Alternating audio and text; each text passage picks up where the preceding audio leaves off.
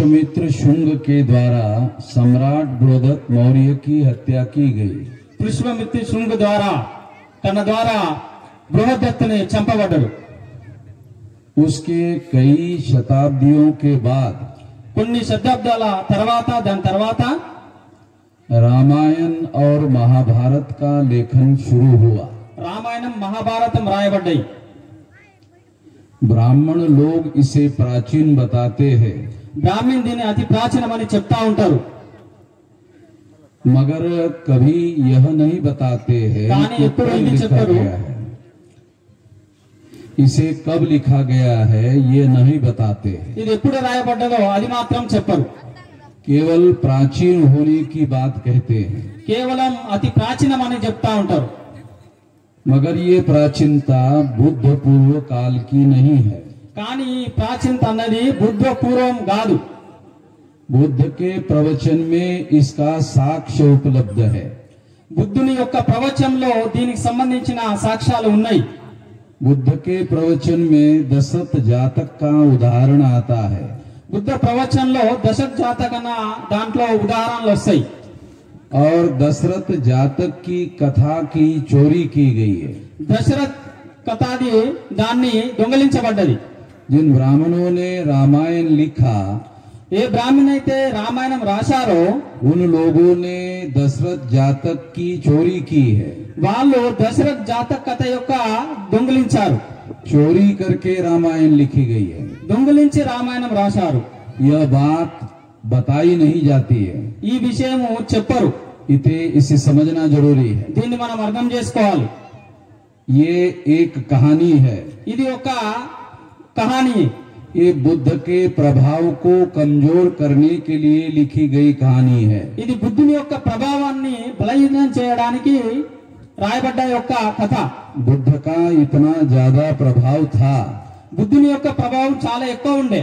उस प्रभाव को खत्म करना ब्राह्मणों को लगता था जरूरी है।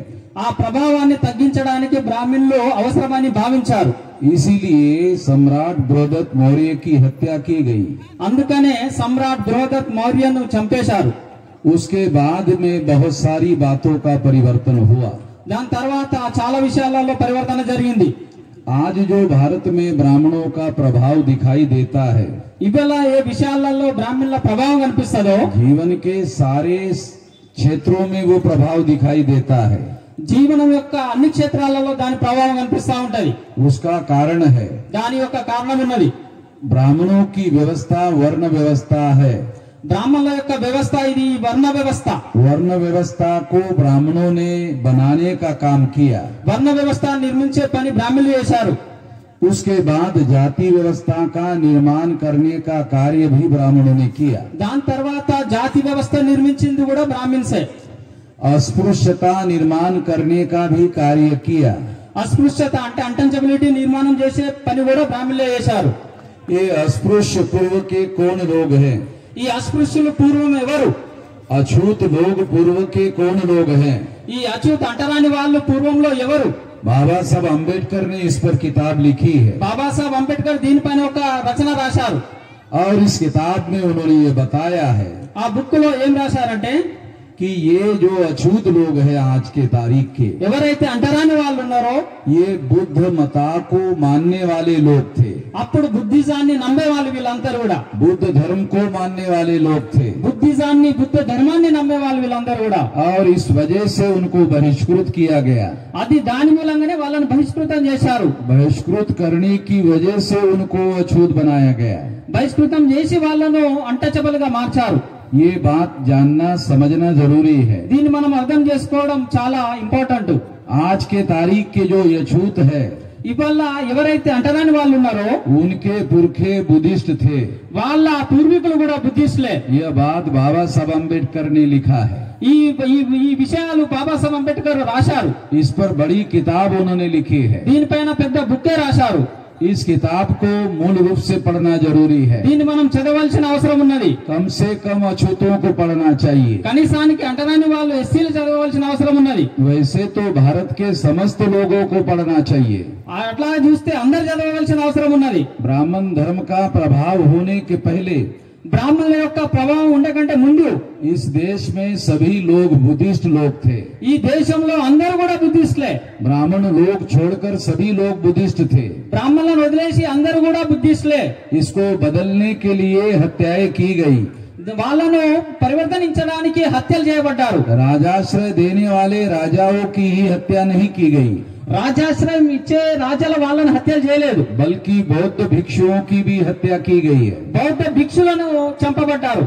और इसलिए उसके प्रचार करने वाले लोग नहीं रहे, అందుకనే దాని ప్రసారం చేసే వాళ్ళు లేరు। और प्रचार प्रसार करने वाले लोग ना रहने की वजह से ये दुर्दशा हुई है।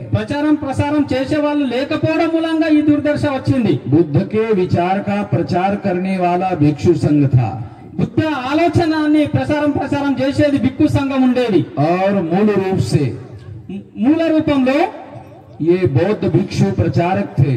బౌద్ధ భిక్షులే ప్రచారకులు ఉండే అప్పుడు। बुद्ध की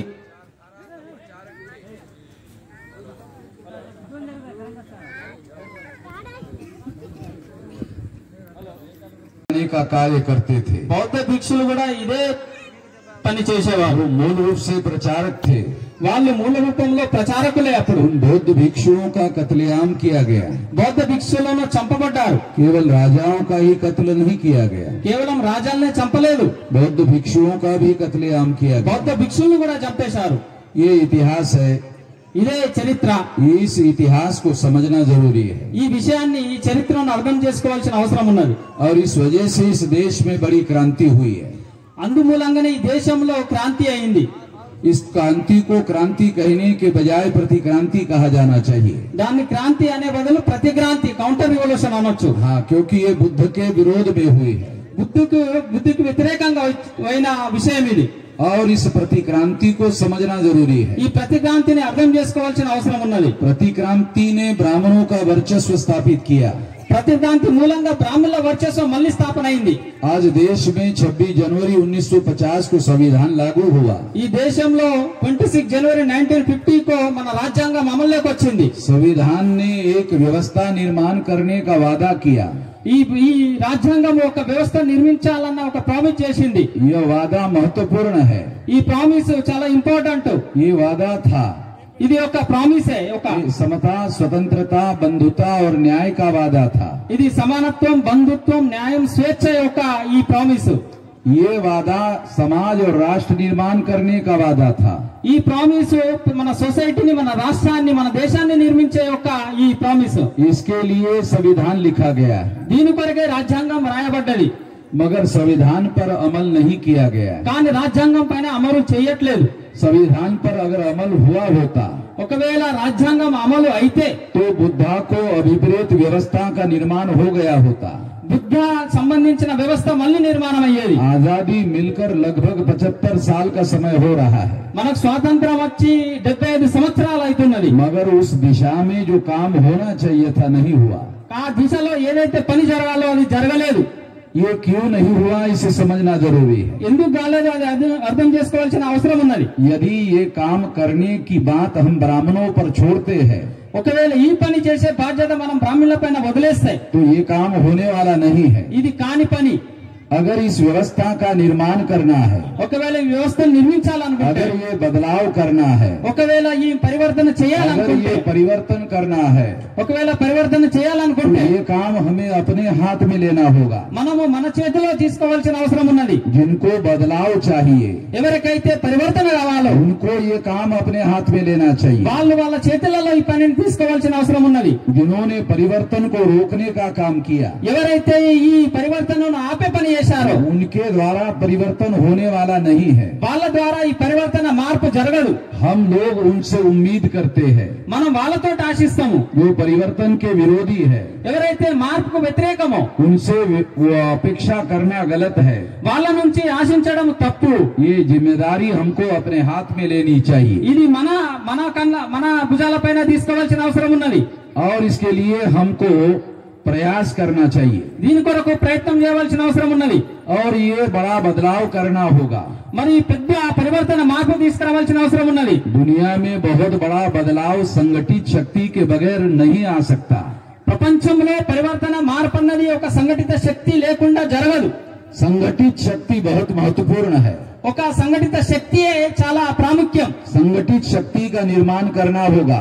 ఒక సంఘటిత శక్తిని నిర్మించవలసిన అవసరం ఉన్నది. दुनिया में बड़ा बदलाव संगठित शक्ति से लाया जा सकता है। ప్రపంచంలో ఏదైతే మార్పు జరిగిందో అది ఒక సంఘటితమైన శక్తి ద్వారానే జరిగింది. इसी बात को हम लोगों ने ध्यान में रखा, దాన్నే మేము మా దృష్టిలో ఉంచుకున్నాము. इसी बात पर अमल करने का सोचा। దానిపైనే అమలు చేసే ప్రయత్నం చేస్తా ఉన్నాము. आधुनिक भारत में महात्मा ज्योतिराव फुले ने इस काम को शुरू किया। ఆధునిక భారతదేశంలో మహాత్మా జ్యోతిరావు ఫులే ఈ పని తన చేతుల్లో తీసుకున్నాడు. उसके बाद में छत्रपति शाहू महाराज ने इस काम को किया। దాని తర్వాత ఛత్రపతి షాహూ మహారాజు ఆ పనిని చేతుల్లో తీసుకున్నాడు. पेरियार रामास्वामी ने इस काम को किया। పెరియార్ రామస్వామి గారు కూడా ఆ చేతుల్లో ఆ పనిని తీసుకున్నారు. बाबा साहब अम्बेडकर ने संगठित रूप से इसको करने का प्रयास किया। బాబాసాహెబ్ అంబేద్కర్ కూడా ఒక సంఘటిత శక్తిని నిర్మించి ఆ పని చేయాలని ప్రయత్నం చేశాడు. और बाबा साहब अम्बेडकर के बाद काशीराम जी ने इस काम को करने का बड़ा काम किया। బాబాసాహెబ్ తర్వాత కాంశీరాం గారు కూడా ఈ మార్పు తీసుకురావడానికి ప్రయత్నం చేశారు. आधुनिक समय में काशीराम जी ने ఆధునిక దేశంలో కాంశీరాం గారు पढ़े लिखे लोगों को इकट्ठा करने का काम किया, చదువుకున్న వాళ్ళను ఒక కాడికి తీసుకొచ్చే ప్రయత్నం కాంశీరాం గారు చేశారు. क्योंकि वो ऐसा मानते थे ఎందుకంటే తను భావించేవారు दूसरों के ऊपर परिवर्तन की जिम्मेदारी नहीं दी जा सकती। వేరే వాళ్ళ పైన మార్పు ఈ వ్యవస్థ మార్చే జిమ్మదారి ఇవ్వలేము. जो परिवर्तन हमें चाहिए ఏ పరివర్తన అయితే మార్పు అయితే మనకు కావాలో वो काम हमें करना चाहिए, అది మనమే చెయ్యాలి. और इसलिए उन्होंने इस काम को करने का काम किया। అందుకే కాంశీరాం గారు ఈ పని చేశారు. उसी काम को हम लोग भी आगे बढ़ा रहे हैं। ఆ పనినే మేము ముందుకు కొనసాగిస్తా ఉన్నాము. पिछले 46 साल से हम लोग इस काम को कर रहे हैं 46 సంవత్సరాల నుండి ఈ పని చేస్తా ఉన్నాము. और आज के तारीख में एक बहुत बड़ी संगठित शक्ति हम लोग निर्माण कर चुके हैं। ఈ డేట్ లో మేము ఒక సంఘటిత శక్తిని ఈ దేశంలో నిర్మించాము. लगभग 31 राज्यों में संगठन का फैलाव हो चुका है। 31 రాష్ట్రాలలో ఈ సంఘం నిర్మాణమై ఉన్నది. 567 जिलों में संगठन का जाल फैल चुका है। 567 జిల్లాలలో కూడా ఈ సంఘం ఉన్నది.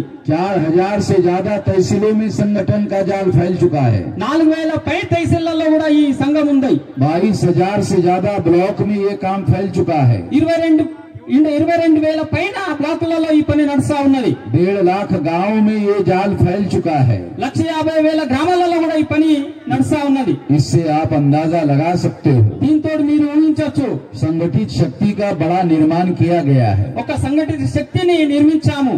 हम लोग इस बात को कोशिश कर रहे हैं మేము ఒక ప్రయత్నం చేస్తా ఉన్నాము कि इस संगठित शक्ति का उपयोग परिवर्तन के लिए करना होगा, ఈ సంఘటిత శక్తి యొక్క ప్రయోజనము ఈ మార్పు కొరకు చేయాలని. क्योंकि संगठित शक्ति ही परिवर्तन ला सकती है। ఈ సంఘటిత శక్తియే ఈ పరివర్తన మార్పు తీసుకురాగలుగుతుంది. विवेकपूर्ण तरीके से संगठित शक्ति का उपयोग करना होगा। వివేకంతో ఈ సంఘటిత శక్తిని ఉపయోగించవలసిన అవసరం ఉన్నది. आप लोगों को याद होगा మీకు గుర్తుండొచ్చు, हम लोगों ने 5 मार्च को भारत बंद किया था। 5 మార్చికు భారత్ బంద్ చేశాము. 5 मार्च 2019 को भारत बंद किया था। 5 మార్చ్ 2019 లో భారత్ బంద్ చేశాము. ये 13 पॉइंट रोस्टर के विरोध में किया था। 13